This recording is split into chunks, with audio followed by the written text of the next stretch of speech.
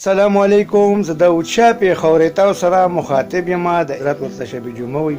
شب جمعه خو موږ دې ته وایو لکه د جمعې شپې ته وایو، خو اوس زموږ دلته څه تبدیلي ده چې زه خو به بس ما خو اراده ده څلورو میاشتو ولیکله، خو کېدی شي. السلام علیکم ورحمت الله وبرکاتو. ملګرو څنګه له خیر برابر مې درب چې خبرې ملګرو څنګه تاسو ته پته د علي شاه پلار چې د تبلیغ لوي زما نو مخکې ته یو وعده کړی و چې یار زه به د علي شاه او علي شاه مور چې کوم یادې زه به د هغو سره بیخي داسې تعلق ساتم. هغه ویډیو زما نه چونکې دې ټیم کې نشته، هغه ویډیو هم د کړی د هغه باوجود د بیا دروغ وي. نو الله دې وکړي چې دا الله په لاره کې لاړ شي. باقي د دغه خبره کې چې علي شاه بس کوي دا بس کوي.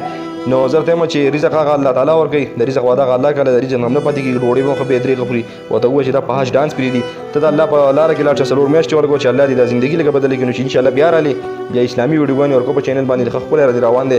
الله به له څه درکوي، خو زیات تر دی دروغ وي نو پته نه لګي. انشاءالله که چېرته دی دروغ وي او دی لا نړ نو ټول سوشل ورکرانو ته دا وایم چې یاره راپاسې به دپسې یو په ده باندې شین دې وکړئ، لکه داسې دومره بېعزتي د ده وکړئ چې دا داسې یو پیشاړ کړي. ځکه چې په درې پېرې خو د دروغ ویلو، خو که چېرته دا ځلې دروغ ووایي الله دې وکړي چې دی لاړ شي. خو که چېرته دروغ ووایي نو بیا مهرباني وکړئ راپاسئ او په زما به د سیټ باندې تاسو د ښکاري شیر پاوس پسې هم تللی دی، دا لګیا دی، دا په خپله باندې هم لګیا دی چې یاره مطلب زه به زما څلور میاشتو اراده مې وکړه کله څه وایي.